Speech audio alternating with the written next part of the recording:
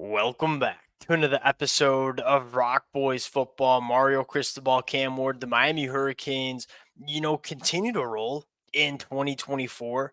Now, we hopped on Saturday afternoon and talked about the good and the bad with this Miami Hurricanes performance against Duke. And I think there were some Miami Hurricane fans in the comment section that were a little bit frustrated and felt that we were focusing a little bit too much on what's not going right with Miami, which in kind of hindsight 2020, I completely understand. Like this is a team that is 9-0 in the driver's seat to make the ACC championship and college football playoff, by far the best season we've seen from the Miami Hurricanes in quite a long time. I can understand the sentiment where it's really hard to win every single Saturday. Miami has continued to do that in 2024, but I think both things can come true or be true. That is, and that is one. There's a ton to like within this Miami Hurricanes team, specifically on the offensive side of the football. For my money, this is by far the best quarterback we see in the country and the best offense that we see in the country. But at the same point and kind of same time, I think there's another gear that this Miami Hurricanes team can reach going into the month of November and December. And I'm kind of trying to see, hey, how does Miami find that gear? And I think it specifically comes on the defensive side of the football. And I said on Saturday, we're going to rewatch this game and try to understand a little bit more what's going on with this defense and what they can clean up. That's what we're going to get into today. Fired up to get into it. And before we do, and just as always, a massive shout out to the Miami Hurricane fans. Y'all know I've had a blast talking about this team, not only in 2024, but talking about this team in the offseason as they prepare to go into 2024. The amount of support y'all continue to show, whether we see eye to eye at times, it means the absolute world. Appreciate you guys. If y'all do enjoy the content, consider subscribing to the channel. And, much more importantly, similar to how I said on Saturday, would love to hear how you guys are feeling about this Miami Hurricanes team and specifically what you want to see from Miami over the next couple of weeks to really make you have a lot of confidence that this is a team that is dangerous in the college football playoffs. Appreciate you guys rocking with it. Without further ado, let's get into it. We're going to talk solely about the defensive side of the football, right? You look at this Miami Hurricanes offense, yeah, you can maybe pick some holes in and things you want to see improved. Look, it ain't getting much better. This is the number one scoring offense you see in the country. It's the number one offense in terms of yards per play. Just came off a 53-point performance against the Duke defense that is pretty damn good. And as much as Manny Diaz, conflicted feelings that Miami Hurricane fans have, Manny Diaz knows how to coach on the defensive side of the football. There's no question about that. They ain't no worries about the offense.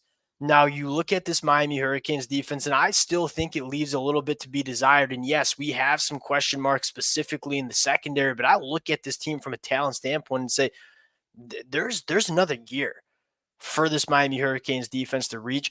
That's what I want to get into today. Now, you look at the good, and I always want to start with the good one. You force 4 turnovers. Like, that's going to win you a lot of football games. And that's kind of what we expected from this Miami Hurricanes defense heading in. Like, you got a very, very good front seven, a really good pass rush.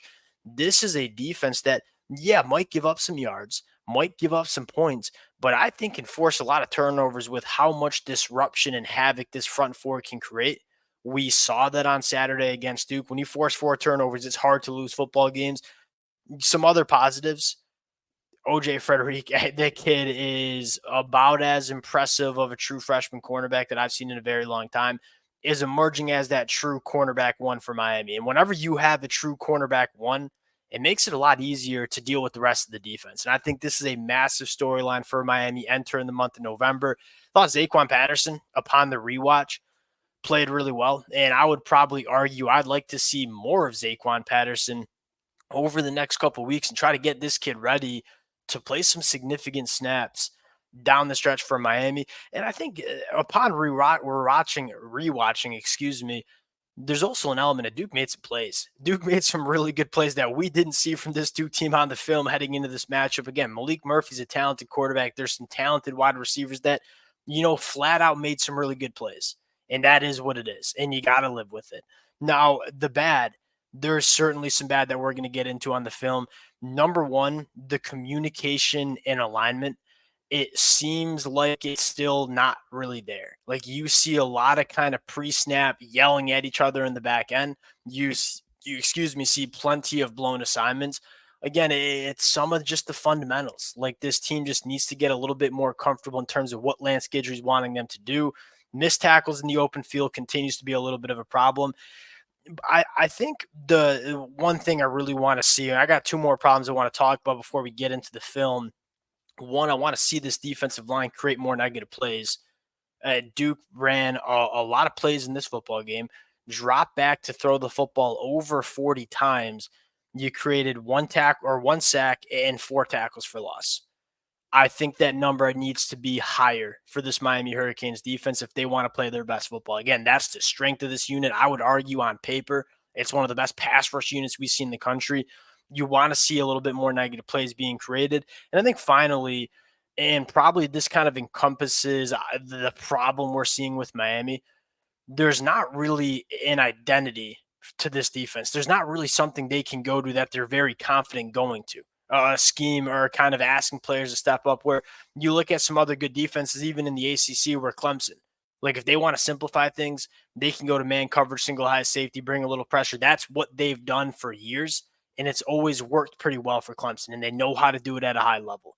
You look at Miami, and it seems like they're just trying to do a little too much. And I think with Lance Guidry, you got to recognize this is a secondary room that is some transfers, some young faces. You got a true freshman starting at boundary cornerback. You got a true freshman, Zaquan Patterson, that's starting to play more snaps at the safety spot.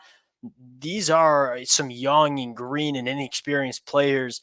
And I feel like we're trying to do a little bit too much in terms of there's kind of that line you got to toe in terms of, hey, we're going to try to confuse the opposing quarterback and confuse the opposing offensive line and offense in general, but also like not confuse ourselves. And I think there's that line where sometimes Miami's getting a little bit so complex that they're not necessarily sure what their assignments are, and you're seeing some blown assignments. I think you got to walk that line a little bit better. Now, getting into some of the film, I want to start with just you got to make sure you avoid some of these matchups. And I saw a lot of Miami fans talking about this one. I think it's the most obvious one that we see where Miami's going to go and they're going to show some pressure, right? They're going to put five guys along the line of scrimmage, show pressure.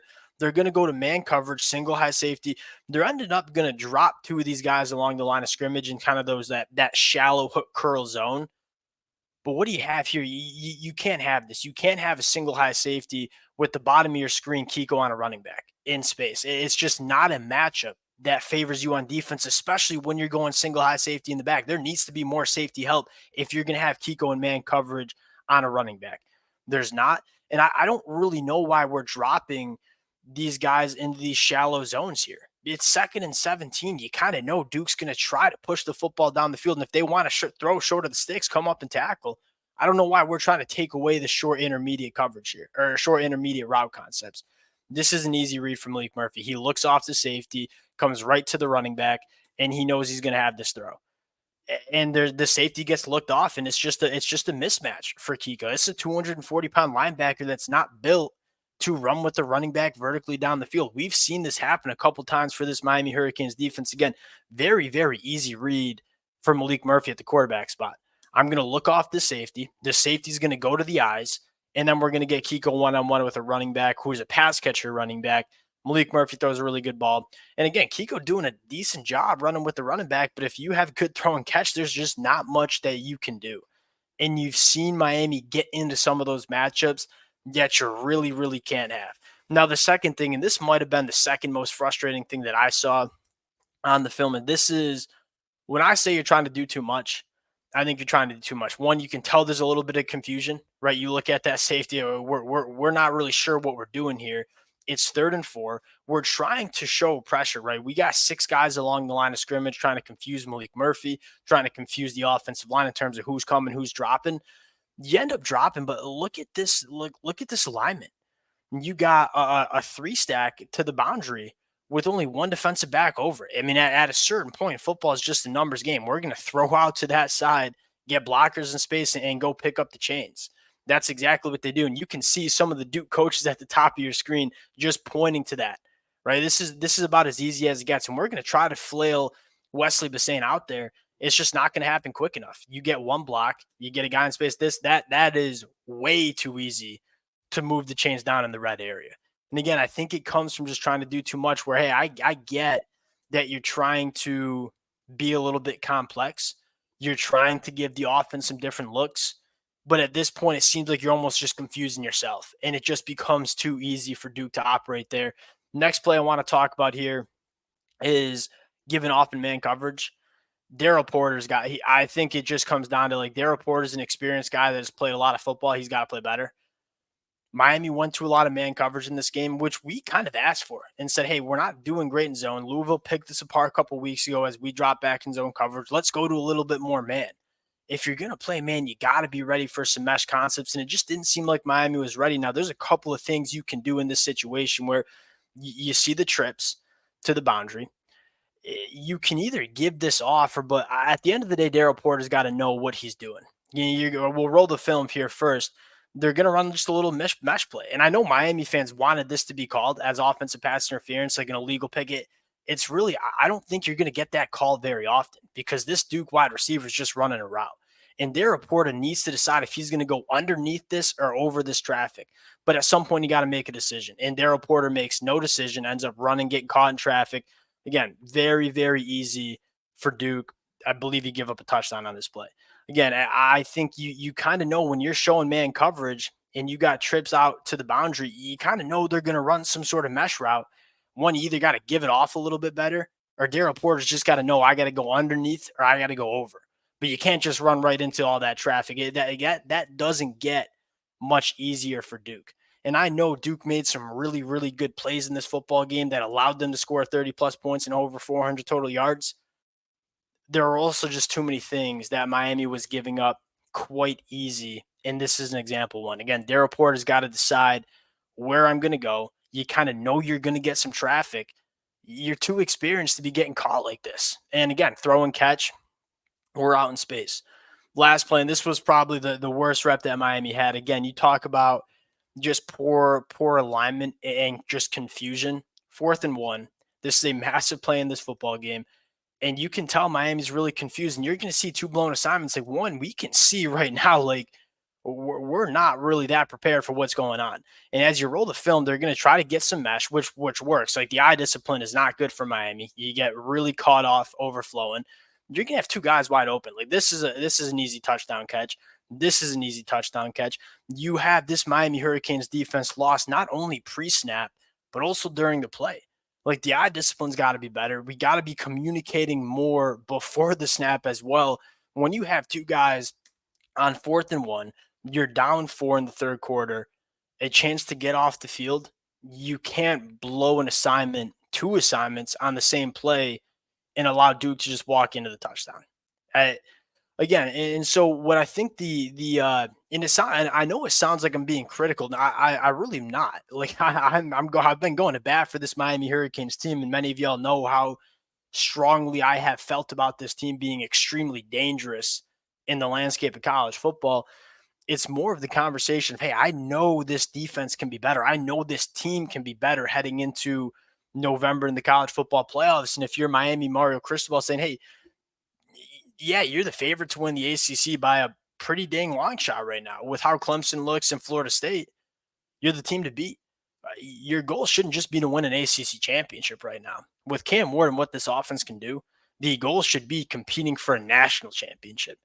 And to me, the defense needs to take a step before you get to that national championship caliber play. And I think the cool part about it is I think it's a lot of fixable mistakes. Like there are some points where we talk about football and say, you got to be better at this position. You just don't have the guys. Right? I'm a Michigan fan. Hey, we got to be better at quarterback. We don't have it ain't getting better. We don't have a quarterback that can play at a high level. I think you look at this Hurricanes defense, say the talent's there. We know this defense can be solid. I'm not saying it's a top 10 defense in the country, but I am saying it can be damn solid defense. We just got to clean up some of these mental mistakes. And I think there's reason that it gets better. Lance Guidry, the year and a half as the defensive coordinator. You got some young puppies in the back end.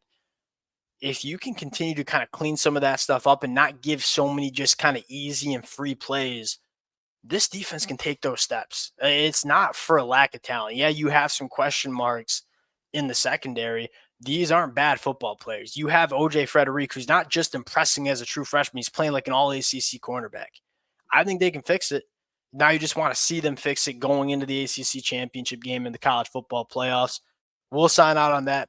Appreciate you guys rocking with it. Again, that Georgia Tech game is going to be fun because Miami's going to score on Georgia Tech. I'm pretty confident with that.